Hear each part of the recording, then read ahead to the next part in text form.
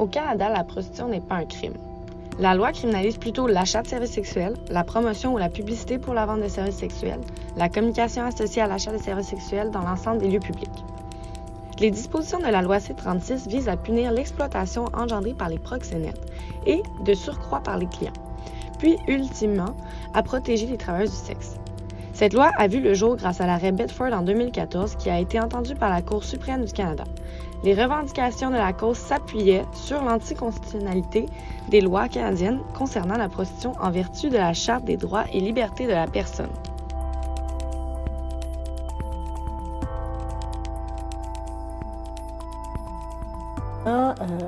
Une image de quelqu'un qui est déchu, qui est corrompu, qui est moralement dépravé ou encore qui est victime de souffrances liées à l'enfance, même liées au contexte, on pourrait dire, patriarcal ou capitaliste.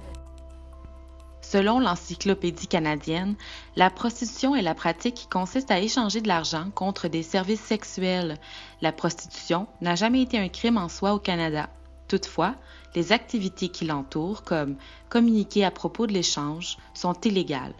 Elle fait l'objet d'un débat sociétal et politique sur la pertinence de décriminaliser en partie la pratique et, le cas échéant, sur la façon de s'y prendre.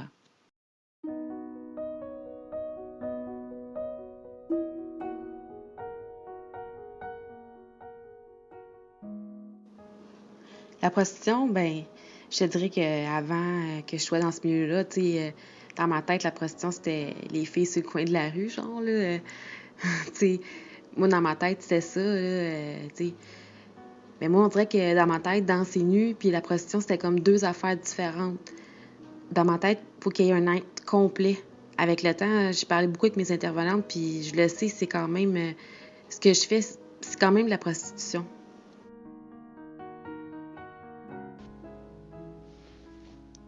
Moi, j'aime pas ça. J'aime pas le mot, en fait. Je pense que c'est qu'on nous a inculqué dans la société que la prostitution, c'était mal. Une pute, une garce, une fille de joie ou des affaires de même. Je pense que c'est plus vu péjoratif. Tandis que le travail du sexe, c'est un travail. Que ce soit d'un bar érotique, on voit ça quand même bien, là. Fait que je pense que c'est plus une perception. Mais moi, je pense que... je le sais plus.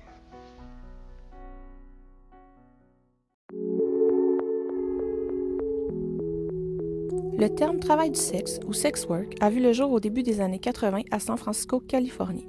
C'est l'activiste féministe pro-sexe Carol Lee qui propage d'abord l'expression.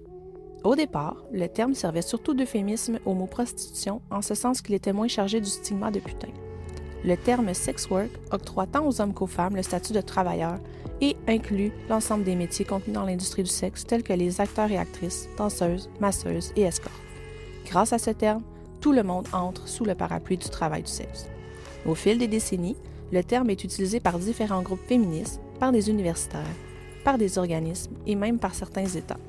Plus récemment, certains groupes féministes ont chargé le mot d'un nouveau sens. Le travail du sexe indique pour certaines une posture de liberté, de choix, d'agentivité, alors que le terme prostitution fait plutôt référence à une posture de victime, d'exploitation et de traite.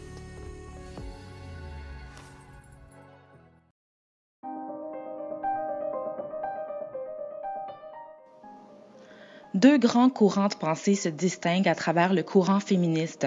Le premier, les féministes abolitionnistes, vise à éliminer la prostitution dans sa totalité. Ces féministes soutiennent que les prostituées seraient victimes d'un leurre lorsqu'elles disent « travailler », alors qu'elles seraient véritablement aliénées, exploitées, et que si le choix leur était réellement donné, aucune d'elles ne resterait dans cette situation. Pour elles, la seule intervention féministe émancipatrice serait donc celle de s'en sortir.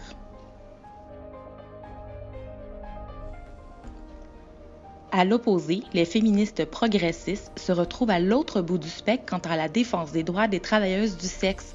Selon elles, le fait de s'adonner à des actes sexuels de façon volontaire, dans le but d'en retirer un profit, ne devrait pas être vu comme une forme d'esclavage ou d'asservissement, à condition bien sûr que toutes les parties soient consentantes et que des moyens pour leur assurer une protection contre les abus, contre le harcèlement, leur assurer une sécurité personnelle, la possibilité de choisir leurs clients, de refuser certains actes, de contrôler leurs conditions d'exercice et avant tout de choisir si elles veulent faire ou non l'exercice de ce métier.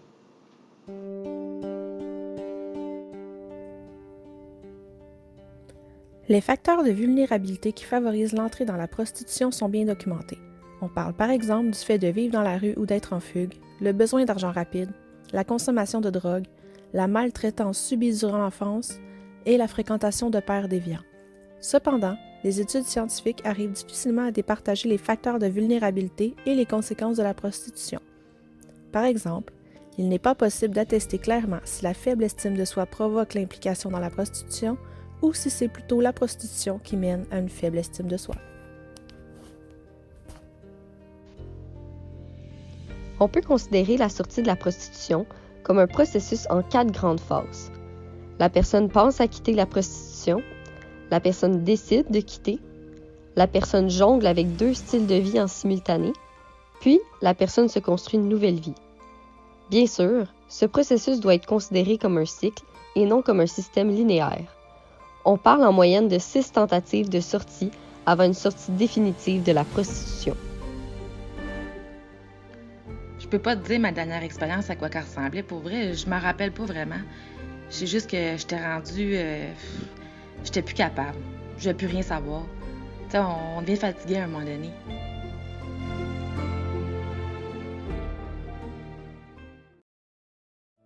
Les conséquences de tout ça, c'est que les femmes sont toujours sur le qui-vive, dans un état d'alerte. Elles ont peur que quelque chose, un danger survienne. Il y a une femme qui me racontait qu'elle avait toujours peur quand ça cognait à la porte, quand un client cognait à la porte, parce qu'elle savait pas dans quel état ce client était pour être, puis elle savait même pas non plus combien de personnes pouvaient être derrière cette porte-là. Ça fait que ces femmes-là se retrouvent avec une boule de peur au ventre. Bien sûr, elles vont pas le montrer qu'elles ont peur, parce que ça va à l'encontre du rôle qu'on leur demande de jouer. Donc, de l'extérieur, on peut voir des femmes qui ont de l'air insouciantes, qui ont peut-être l'air détendues, peut-être même un brin provocantes ou arrogantes. Donc, c'est vraiment important d'aller au-delà de ces apparences, de voir et d'être très sensible à la face cachée de la prostitution. Les conséquences de la prostitution vont bien au-delà des questions uniquement liées à la santé physique et sexuelle. Elles s'étendent sur un long continuum de dimensions psychologiques, relationnelles et sociales, ainsi que sur d'autres dimensions plus subjectives liées à la perception de soi et de ses propres capacités. La prostitution est susceptible d'avoir des conséquences à long terme. Celles qui souhaitent délaisser leurs activités doivent notamment se réinsérer sur le marché du travail, se reconstruire une identité et un réseau social, se défaire d'un lourd stigma, gérer des traumas non résolus et traiter leurs problèmes de toxicomanie le cas échéant. Les femmes impliquées dans la prostitution rapportent des sentiments de dégradation, de perte d'identité, de honte et de stigmatisation. Ces sentiments persistent parfois des années après l'arrêt de la prostitution.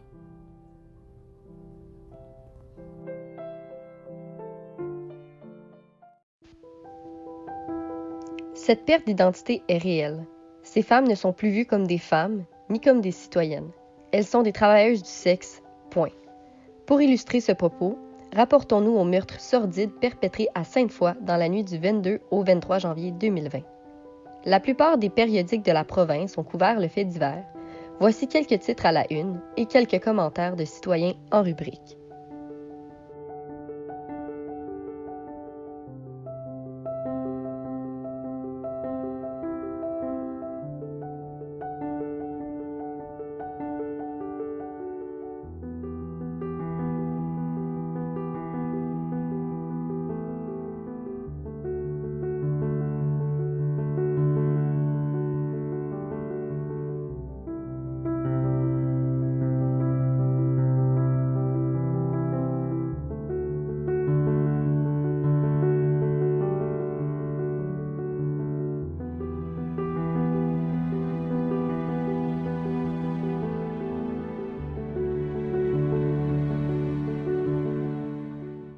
En voulant aider, on a tendance à aller trop vite puis à vouloir bousculer les femmes pour qu'elles se réveillent ou bien pour qu'elles s'activent dans des nouveaux projets de vie.